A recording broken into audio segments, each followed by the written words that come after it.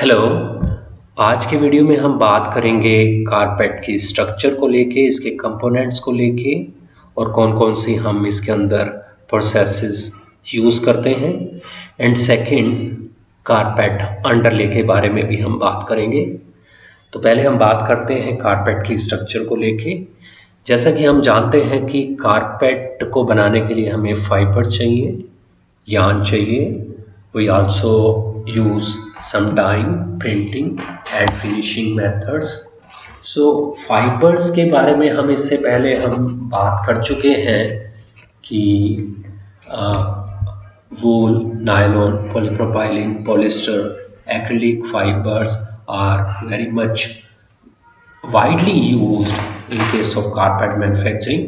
So this I have discussed in my previous video, so I will not be speaking about it. If you have skipped my that video in which I have talked about fiber, so you can refer. That is probably in part 1 carpet.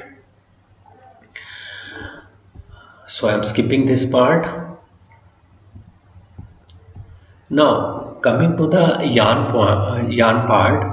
So carpets में हम दोनों तरह के हम yarn use कर सकते हैं, filament use कर सकते हैं, स्पन यार्न यूज़ कर सकते हैं। और जब हम फिलामेंट यूज़ करते हैं तो हम उसको टेक्सचराइजिंग करते हैं। टेक्सचराइजिंग का पर्पस है कि उसके अंदर एक बल्कीनेस क्रिएट कर पाए, और दिस टेक्सचराइजिंग और the bulkiness also eliminate high luster which is not required for carpets. And एक और इम्पोर्टेंट एडवांटेज मिलता है जब हम कॉर्डिनेस फिलामेंट यूज़ करते हैं कि it is less likely to pill as compared to spun yarn. In case of spun yarn, we are using staple fibers which involves a lot of free ends which when rubbed creates the pilling, जो कि हमारे continuous filament में ये problem नहीं होती। So it is advantageous as compare to spun yarn. And spun yarn के case में भी अगर हम प्रैक्टिकली बात करें, मोस्टली सिंगल यार्न यूज़ करते हैं, लेकिन अगर हम प्लाइड यार्न यूज़ करते हैं so it will give better quality. तो the cost issue would be there, but plied yarn structure की मोर ड्यूरेबिलिटी, बेटर क्वालिटी।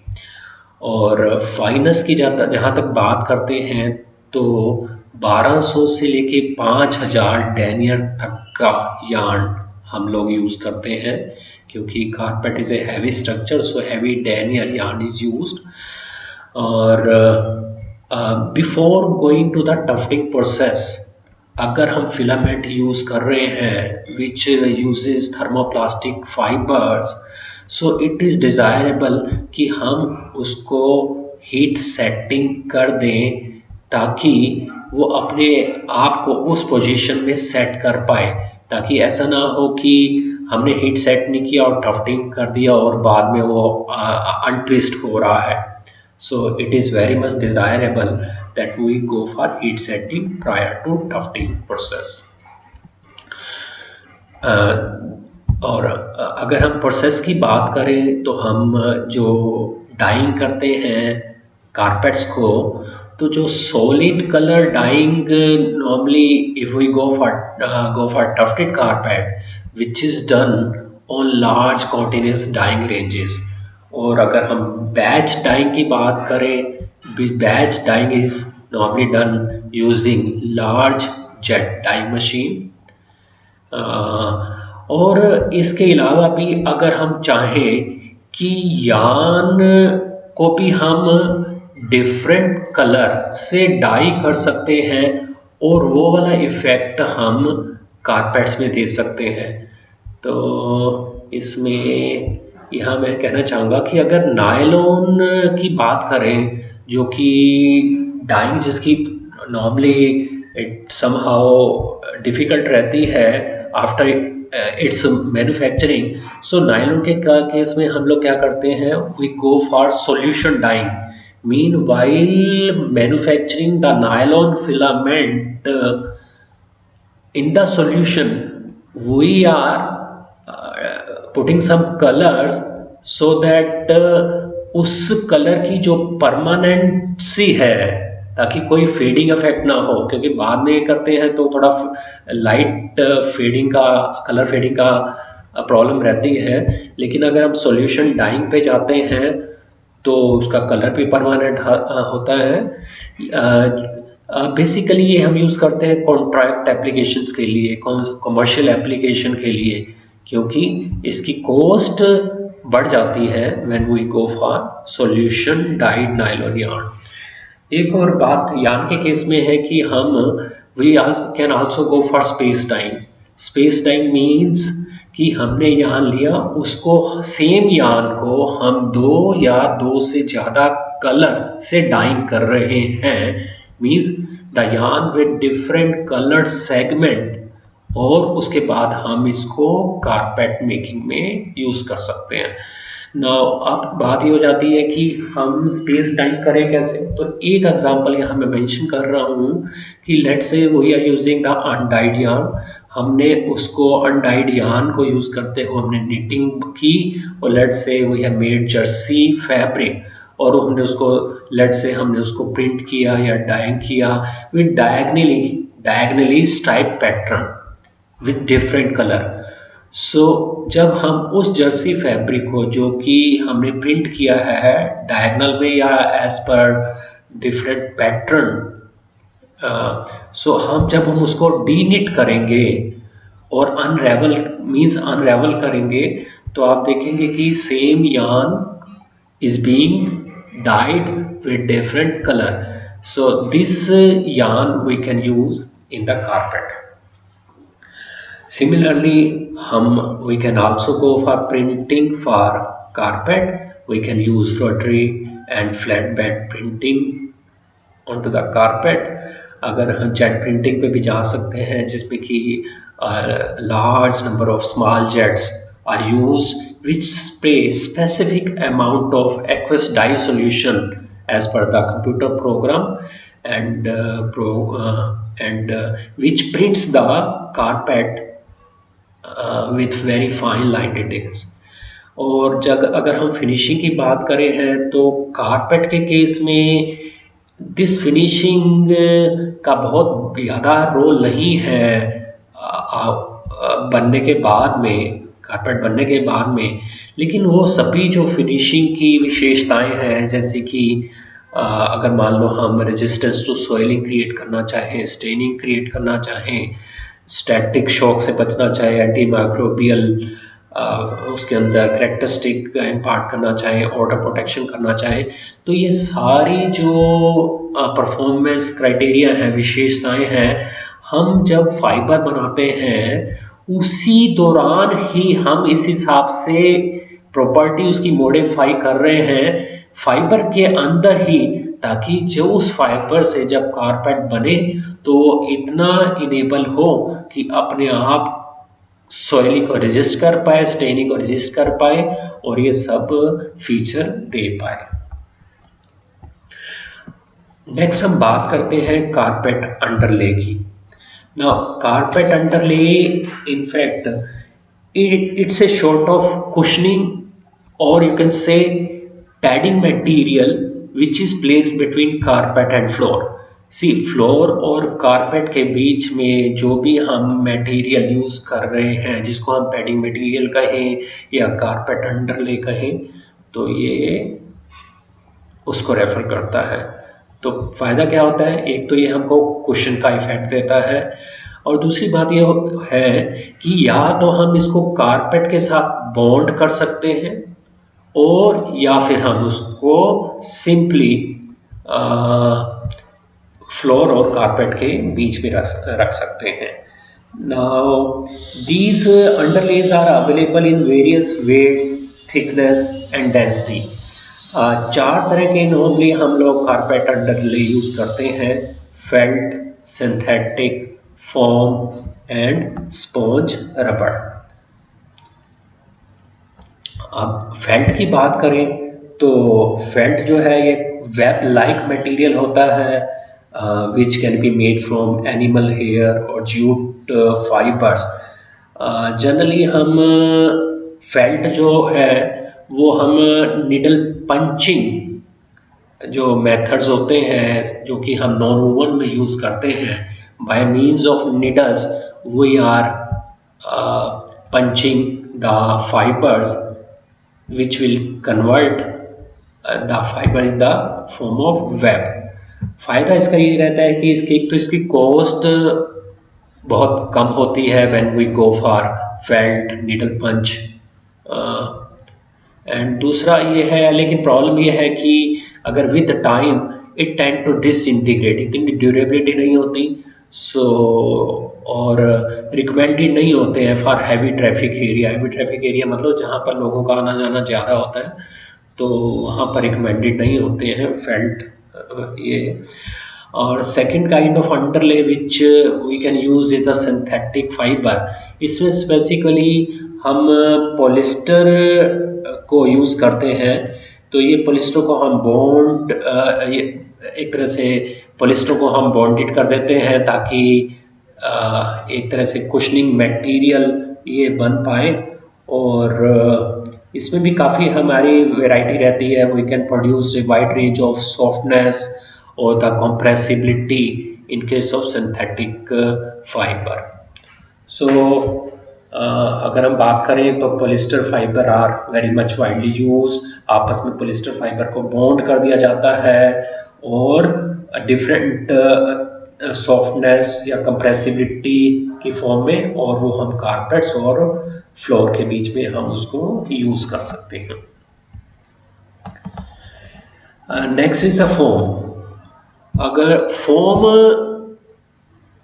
तो नॉर्मली फ्लैट रहता है, इसका resistance to compression is very less, तो और मींस अगर हैवी ट्रैफिक में यूज करें तो रेजिस्टेंस कम है, थोड़ा सा fluffy type of compression effects इसके अंदर रहते हैं, and it provides the firm and uniform spot. See you are using the firm between the carpet and the floor, so उस कारपेट्स को एक तरह से फर्म स्पॉट देगा ताकि वो स्टेबिलिटी उसकी मेंटेन रहे, एंड हम उस कारपेट को ज़्यादातर उसको हम उसकी बैकिंग के तौर पे उसको अटैच कर देते हैं ताकि हिले डुले नहीं। बेसिकली जो हमारे फोम का मटेरियल होता है वो रबड़ और पॉलीयूरेथीन रहता है। नेक्स्ट है हमारा स्पॉन्ज रबड़। Sponge as the name refer, it has sort of waffle और रिपल पैटर्न लाइक स्ट्रक्चर कि विच इज, जिसके अंदर काफ़ी एयर बबल टाइप होते हैं, लेकिन उसकी जो सेल वेल होती है वो थिक होता है। It's a heavy structure but very much soft and highly compressible. These are favoured for residential use, क्योंकि बहुत ज़्यादा स्पॉन्ज रबड़ सॉफ्ट रहता है। अगर हम उसको कमर्शियल एप्लीकेशन में यूज़ करेंगे तो उसकी जो ड्यूरेबिलिटी है या सेल स्ट्रक्चर है, उसकी जो वेफर स्ट्रक्चर है, इट विल ब्रेक डाउन, सो हम हैवी ट्रैफिक में इसको यूज़ नहीं करते हैं। अगर हम बात करें एडवांटेज की कारपेट अंडरले की, अगर हम carpet without carpet underlay use कर रहे हैं तो उसकी लाइफ बहुत कम होगी। By using the carpet underlay we can extend the wear life of the carpet. और एक और इसमें फीचर रहता है कि ये जो पैडिंग है, कुशनिंग इफेक्ट है, वो रेजिलियंसी प्रोवाइड करता है कारपेट के लिए, which is a sort of comfortable feel it give to the carpet. और दूसरा एक सपोर्ट देता है कारपेट के सरफेस यान को, ताकि वो उसको एक तरह से उसको उसी पोजीशन में, अपराइट पोजीशन में उसको मेंटेन कर पाए। मीन्स अगर उसकी पाइल स्ट्रक्चर है, see when somebody is walking on to the carpet which has the carpet underlay, जब उसके ऊपर चलेगा तो वो जो कारपेट अंडरले है उसको एक कुशनिंग इफेक्ट देगा, so it will keep the piles very erect in a straight upright position. So जो इसमें फ़ायदा ये होगा कि जब हम उसकी क्लीनिंग करते हैं तो जो डर्ट पार्टिकल होते हैं दैट कम्स आउट इजीली, और उस कारपेट की जो की वेयर को रजिस्ट करने की क्षमता होती है वो बेटर हो जाती है। एंड दूसरा नेक्स्ट है कि जब कारपेट अंडरले को यूज करते हैं it gives luxurious effect, a sort of comfortable feel when somebody walks onto it. अगला है कि अगर जो थिन कारपेट्स होते हैं that does not give some sort of luxurious effect, thin carpets are also inexpensive, so हम इसको थोड़ा सा एलिगेंट बना सकते हैं यदि हम कारपेट अंडरले यूज करते हैं। एक और बात एडवांटेज कारपेट अंडरले का ये है कि जब हम वैक्यूम क्लीनिंग करते हैं, if carpet underlay is there so it will form the air pocket below the carpet, और जिसकी वजह से सक्शन बेटर रहेगा। उस सक्शन की वजह से जो कारपेट के नीचे जो भी डर्ट वगैरह है, डस्ट है, it will come out easily. Another advantage of carpet underlay is that acoustical control. Acoustical control मतलब जहाँ पर खासकर अगर हम थिएटर की बात करें, आपने देखा होगा कि वहाँ जो कारपेट्स हैं और उसके नीचे अंडरले होता है, तो उस अंडरले का पर्पस ये होता है कि ये it absorb the unwanted airborne sounds, जो भी आसपास साउंड्स हैं उसको एब्जॉर्ब कर लेता है, तो इको साउंड नहीं होने देता। So it sort of noisy जो एटमॉस्फेयर होता है उसको मिनिमाइज करता है। Another advantage of carpet underlay is that it is able to provide improved thermal characteristic, means अगर हम हीट और कोल्ड की बात करें, सो ये एक इंसुलेशन का काम करता है, मेंटेन करके रखता है। हीटेड एटमॉस्फेयर हो या कोल्ड एटमॉस्फेयर हो, उसको मेंटेन करता है एज पर the requirement of the season.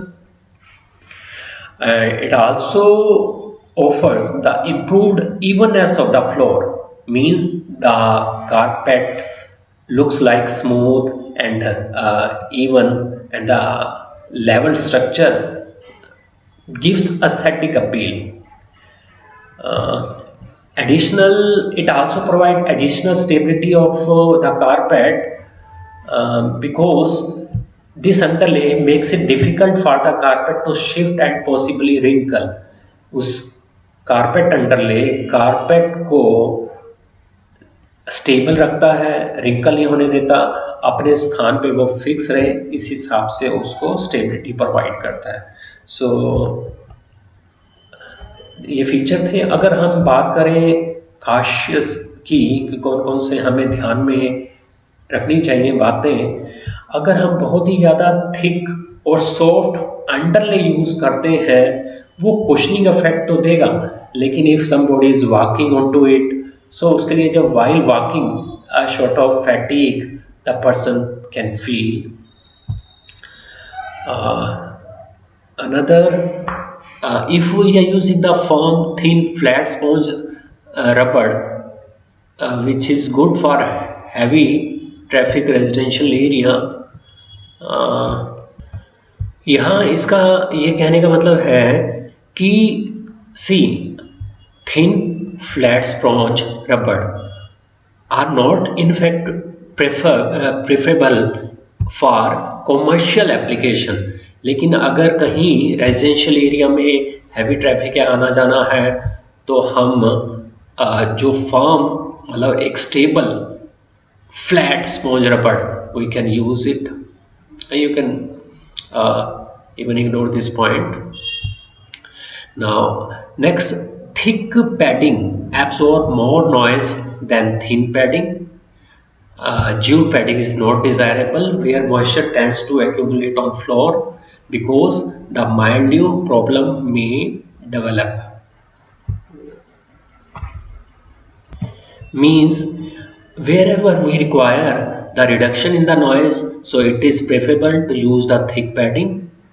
because it absorb more noise. And next point that jute को हम अवॉइड करें एज ए अंडरले, क्योंकि अगर वहाँ पर अगर कोई मॉइस्चर के चांसेस रहते हैं तो जूट में लगकर मॉइस्चर ये थोड़ा मैल्ड्यू की प्रॉब्लम क्रिएट करेगा।